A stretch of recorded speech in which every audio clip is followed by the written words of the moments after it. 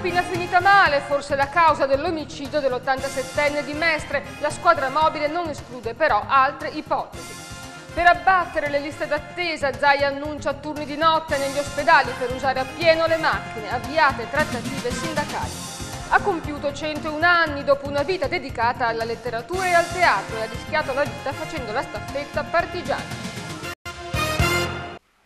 Benvenuti a questa edizione del TG di Televenezia. Sembra una rapina finita male, l'avete sentito dai titoli, la causa dell'assassinio di Lidia Pamio, l'87enne trovata morta a Mestre nel tardo pomeriggio di ieri verso le 18. Gli investigatori della squadra mobile hanno interrogato per l'intera notte parenti e conoscenti e vicini di casa.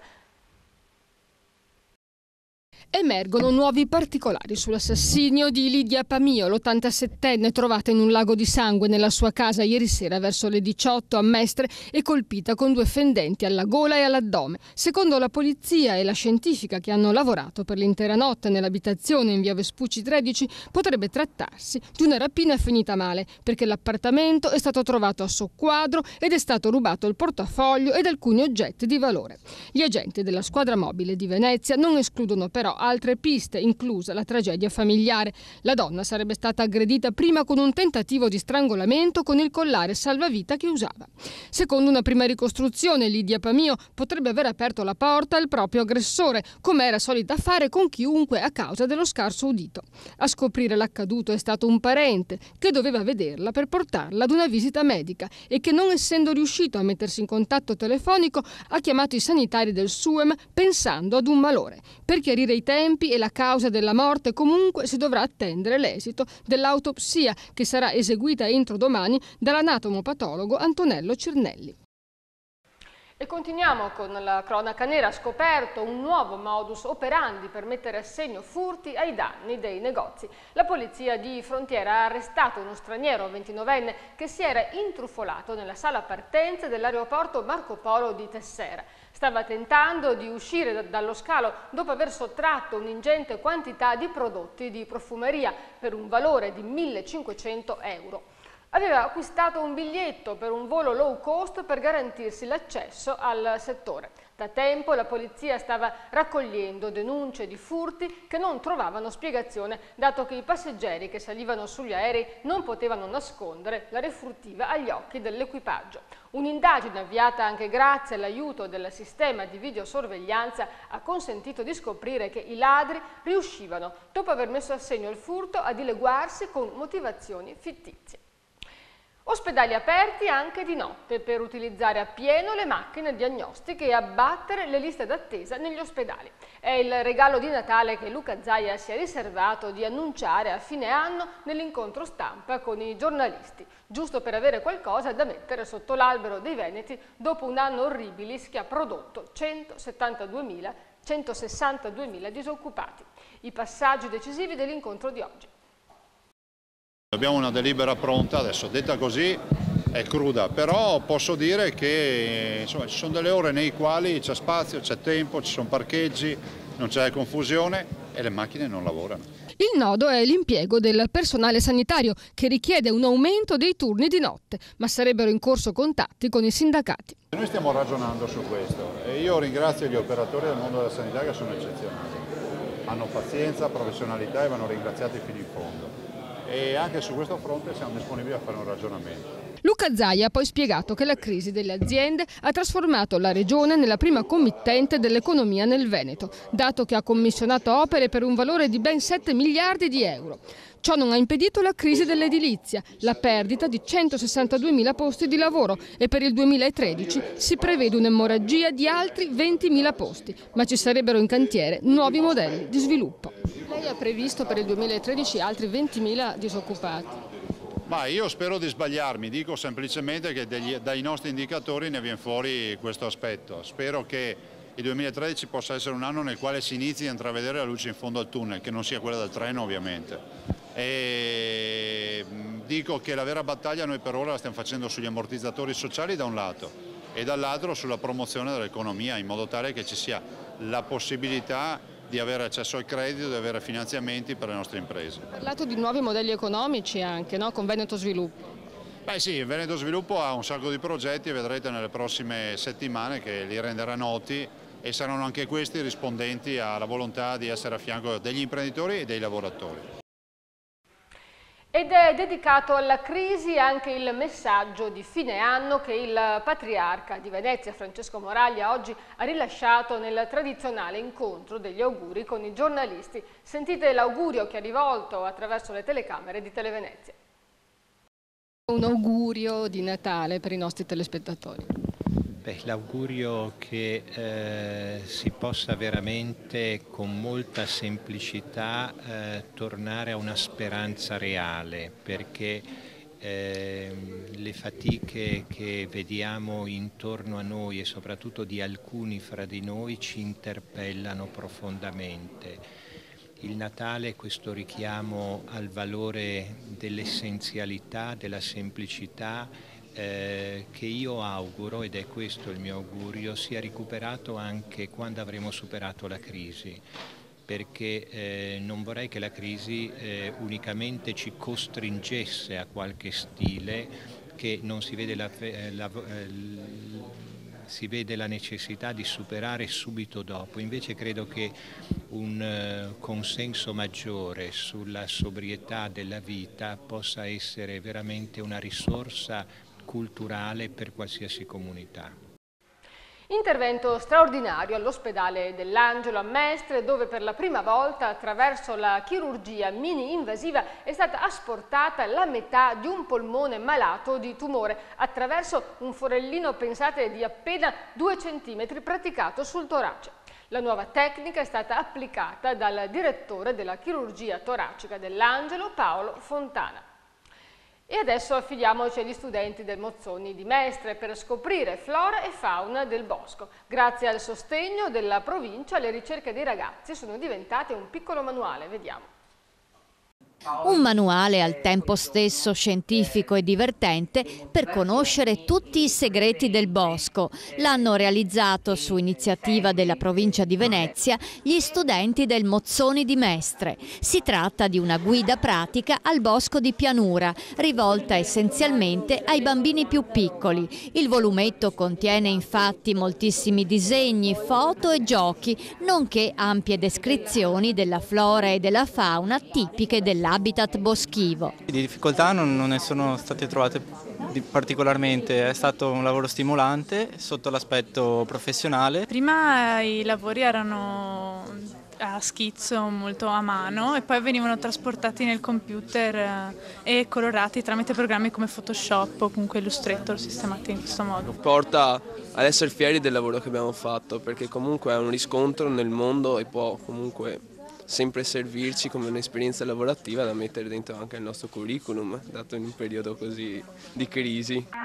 La pubblicazione del Bosco di Pianura rientra nel progetto PAEAN, promozione agricoltura ecocompatibile e alimentazione naturale, al quale collabora anche il WWF veneziano. Per noi del WWF il settore dell'educazione è uno dei più importanti, perché volendo fare un cambiamento culturale solo attraverso l'educazione si può fare. E siamo stati particolarmente fortunati noi qui nella provincia di Venezia, perché abbiamo trovato delle istituzioni come la provincia e anche alcuni comuni, bisogna dire la verità, che sono sensibili a queste tematiche e con le quali appunto possiamo collaborare e portare avanti in maniera positiva a quelli che sono i nostri obiettivi. La sensibilità per l'ambiente è importante nella formazione di un futuro cittadino consapevole, ha detto l'assessore all'agricoltura Lucio Gianni durante la presentazione al Mozzoni, istituto professionale di Stato per i servizi sociali, turistici e della pubblicità.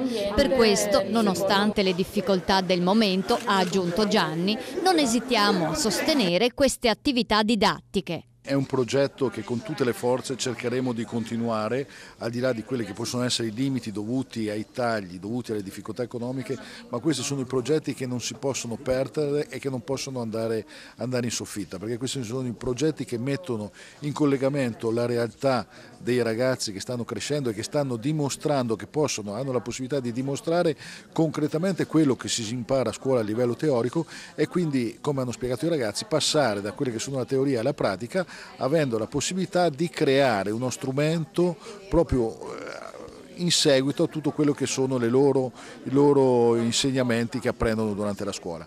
Soltanto nello scorso anno al progetto PAEAN hanno partecipato circa 3.000 bambini, 250 insegnanti e 80 persone con disabilità, per un totale di 800 ore di attività. I percorsi didattici vengono adattati di volta in base all'età, ai programmi scolastici e alle particolari situazioni. E ancora la scuola, il giorno dopo l'occupazione del liceo Galilei di Dolo, gli studenti si difendono e in un comunicato hanno spiegato che l'estrema forma di protesta è stata decisa per denunciare la mancanza di investimenti di cui soffre il loro liceo. Non è più presente, hanno detto, il tecnico di chimica. Le classi sono costituite di 30 studenti e sono ingestibili e sono state riscontrate anche, hanno detto, forti criticità circa i programmi dell'indirizzo di scienze applicate. I ragazzi hanno anche raccontato che l'occupazione non è stata così fine a se stessa, hanno messo a frutto questa manifestazione di protesta con dibattiti e conferenze e un contatto telefonico anche con il fratello del magistrato Borsellino, Salvatore. E ora una pausa pubblicitaria, rimanete con noi.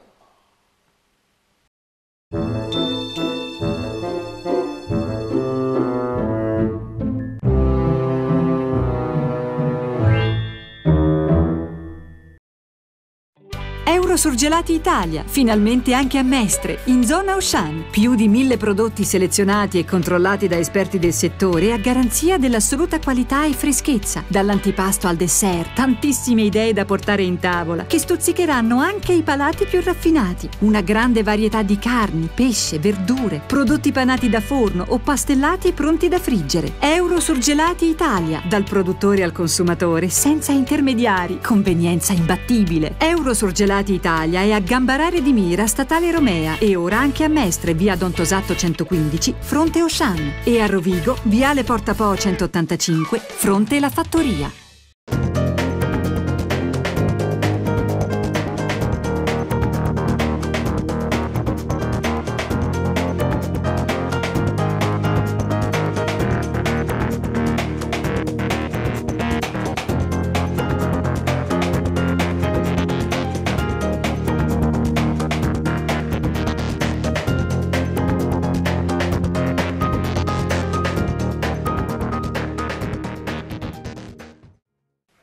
E ora altre notizie dall'area metropolitana di Margherita Beato. Impeccabile come più di sempre, capelli in ordine e tanti bei gioielli. Così Giuseppina Madruzza si presenta nel giorno dei suoi 101 anni. Attorniata dalle amiche della casa di riposo di Dolo, Giuseppina vive i festeggiamenti con serenità. Ha sempre avuto un bel carattere, racconta la nipote Alessandra Fabris. Calmo e per niente ansioso. Sarà anche questo che allunga la vita. Di certo, fino a una decina di anni fa, Giuseppina si teneva in forma con lunghe camminate, magari in montagna a Baselga di Pinè. Ma che altro ha fatto questa amabile signora per superare in magnifiche condizioni un secolo di vita? Ha letto moltissimo, anche ad alta voce per gli altri, e ha amato il teatro, che ricorda come una delle cose più piacevoli. Facevano bei commedie e allora mi sedevo in loggia, mi sedevo e stavo lì ad ascoltare queste commedie, insomma. Sempre dalla nipote Alessandra sappiamo che Giuseppina era molto abile a recapitare messaggi ai partigiani. Così bella, nessuno aveva il coraggio di fermarla. La sua famiglia di origine era una famiglia culturalmente buona e probabilmente questo l'ha aiutata molto, perché non ha faticato molto i primi anni. Mi ricordo che mi diceva che si riuniva nelle famiglie, così le famiglie di Dolo, quelle un po' benestanti, si riunivano e lei leggeva le persone più vecchie, leggeva, che ne so, Anna Karenina, tutto Tolstoj, questa roba qua. Così, poi si è sposata ma non ha avuto una vita molto difficile, ecco, probabilmente è stato poi so che ha fatto anche la partigiana, perché mio zio era stato incarcerato a Venezia e lei andava su e giù e portava i bigliettini che le davano, e siccome era molto bella, bionda, così la facevano passare e nessuno mai l'ha perquisita. Quindi noi pensavamo proprio che sarebbe rimasta viva fino a 100 anni, proprio per il suo carattere così combattivo, ma anche, come posso dire, non ansioso, sereno, diciamo.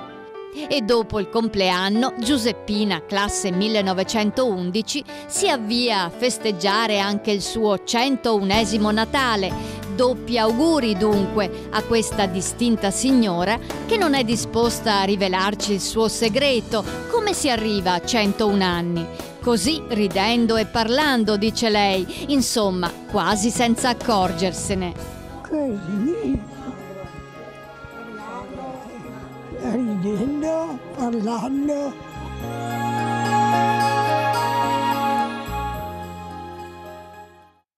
E ora è il momento dello Zoom del Gazzettino, la rubrica del venerdì. Sono andata negli studi di Radio Venezia e ho commentato con Tiziano Graziottin le notizie della settimana.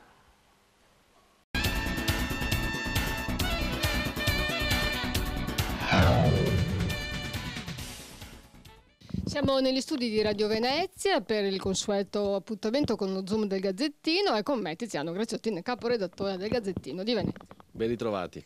Allora, le notizie della settimana. Direi che sta diventando incalzante la mobilitazione studentesca nella zona del Miranese. L'onda lunga delle occupazioni iniziate a Mestre e Venezia sta arrivando anche lì. Sì, sta arrivando però con un surplus di tensione che a Mestre e a Venezia oggettivamente non si era registrato, perché questi ragazzi stanno facendo le cose sul serio, anche forse pure troppo, come si potrebbe dire, nel senso che ci sono stati casi anche di invasione notturna, ad esempio al liceo Majorana hanno lucchettato tutti gli ingressi, hanno messo armadi e banchi per bloccare le porte, insomma c'è stata un'irruzione poi in mattinata l'altra mattina dei carabinieri proprio insomma per riportare la situazione sotto l'egida della legalità. Anche al Ponti l'altro giorno quando sono entrati i carabinieri li hanno fatti uscire, ma loro non si sono fermati, si sono mobilitati in piazza proprio, no? Sì, diciamo che c'è una componente a Milano molto, molto forte, sembra di essere tornati quasi al 68, perché sappiamo insomma che nelle altre realtà le occupazioni si sono quasi sempre trasformate dopo pochi minuti in autogestioni, insomma in situazioni concordate con i dirigenti scolastici, con i professori. Qui invece c'è stata appunto molta attenzione, pare che addirittura fioccheranno delle denunce per questi ragazzi e tra l'altro ricordiamo che si tratta di un polo scolastico con 6.000 studenti, quindi qualcosa di molto molto consistente. Speriamo insomma che prevalga la ragione, insomma che prevalga soprattutto il dialogo, perché so che i dirigenti scolastici e la preside del liceo si stanno dando molto da fare proprio nel tentativo di fare da cuscinetto insomma e di evitare anche guai maggiori a coloro insomma che si sono resi protagonisti di queste azioni un po' troppo forti. Certo, loro ovviamente si lamentano perché dicono le nostre scuole sono fatiscenti, piove dentro, dicono addirittura che ogni tanto esplodono i neon, quindi è anche pericoloso insomma, quindi loro sono molto arrabbiati. La provincia con la Zaccariotto ha cercato di fare molto, però hanno ereditato anche una situazione di anni di di interventi fatti all'insegna del risparmio a causa della Tangentopoli, lo sappiamo tutti, no? Sì, ma infatti che i ragazzi abbiano buone ragioni per protestare, questo è innegabile, perché alcune scuole sono strutturalmente ridotte veramente male e questo si innesca nella problematica nazionale di una scuola che sappiamo vivere dei problemi assolutamente gravi, però appunto non devono passare il segno, perché se poi anche loro contribuiscono magari a danneggiare gli istituti in cui si trovano è chiaro che si va di male in peggio. Certo. Senti, altra notizia, si sta avvicinando il Natale, il Patriarca ha incontrato molte persone, molte comunità in questi giorni, in particolare è andato nel carcere di Santa Maria Maggiore e c'è stato un momento particolarmente toccante. Sì, è anche inaspettato se vogliamo, perché nessuno quantomeno sapeva e si aspettava del pentimento di Alessandro Rizzi, detto il Deutsch, uno degli ultimi personaggi di spicco della Mala Mestrina, che appunto di fronte al patriarca ha scelto, diciamo, il momento della visita del patriarca per comunicare questo suo pentimento e soprattutto per lanciare un messaggio positivo ai ragazzi, a coloro che in qualche maniera attraverso i giornali, attraverso le televisioni hanno avuto modo di sentire o di leggere le sue parole. Lui ha detto: guardate, io ho buttato via la mia vita, ho fatto più cose negative che cose positive, però alla fine mi sono ritrovato in carcere da solo, perché poi quando sei in carcere e tutti gli amici ti abbandonano come un cane. Ragazzi, non fate i miei errori, non pensate che questa sia la strada giusta, la strada peggiore, è una strada che rovina una vita. E quindi insomma, per uno che tra parentesi è anche da qualche anno è papà, insomma è stato un messaggio forte a chi lo ascoltava, e questo mi sembra sia la cosa positiva di questa visita del patriarca in carcere.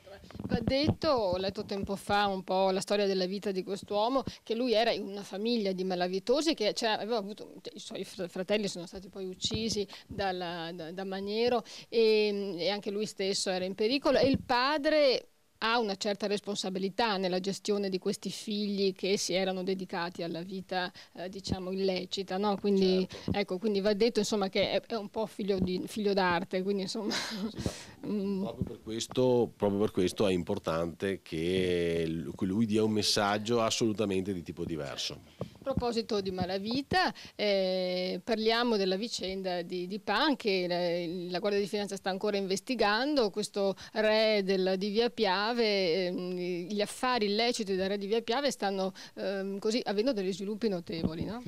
Sì, intanto si sta capendo che sono veramente tanti gli italiani coinvolti, non solo colletti bianchi ma anche proprietari di case, che per portare a casa, scusate il gioco di parole, qualche soldino in più, insomma, hanno fatto figurare di aver dato una casa in affitto o in proprietà, più raramente ai cinesi, ed ora ci sono una pioggia di denunce a danno di queste persone. Magari qualche numero, vediamo. Sono 6 notai, abbiamo detto, no? Sono 6 notai, abbiamo anche 2 bancari che risultano, diciamo, attenzionati dalla magistratura della Guardia di Finanza, più di una trentina di proprietari di case, poi ci sono addetti dell'ufficio anagrafe. Non è chiara la situazione a Venezia, dove pure pare che ci sia un vigile coinvolto e un ingegnere, insomma, che modificava in corso d'opera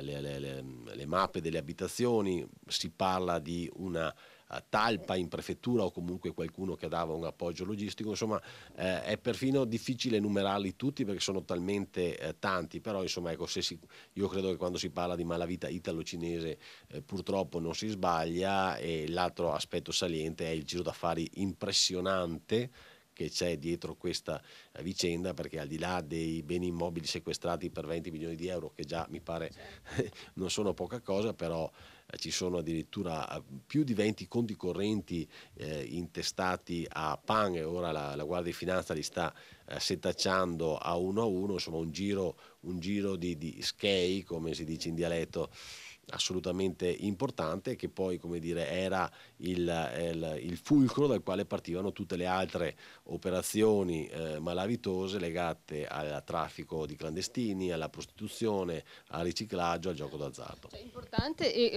aggiungerei assolutamente sconosciuto al fisco.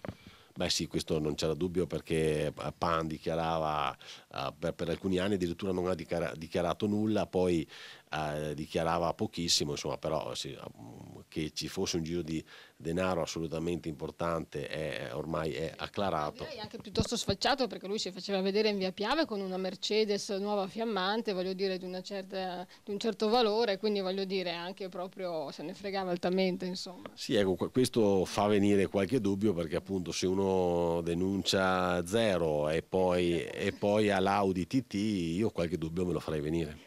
Va bene, senti, concludiamo qui questa nostra rubrica di oggi, vi salutiamo, ci interromperemo per la pausa natalizia e ci rivedremo l'anno prossimo. Intanto a tutti voi, grazie Tiziano di essere venuto, ti auguro buon Natale, buon anno E anche a voi tutti, ci rivedremo anche nei prossimi giorni, ma insomma per la rubrica ci rivedremo sicuramente nel 2013. E la rubrica, lo Zoom del Gazzettino, riprenderà in gennaio. Ci prendiamo una pausa, o meglio il Gazzettino si prende una pausa e verrà nei nostri studi soltanto appunto in gennaio. E ora le previsioni del tempo.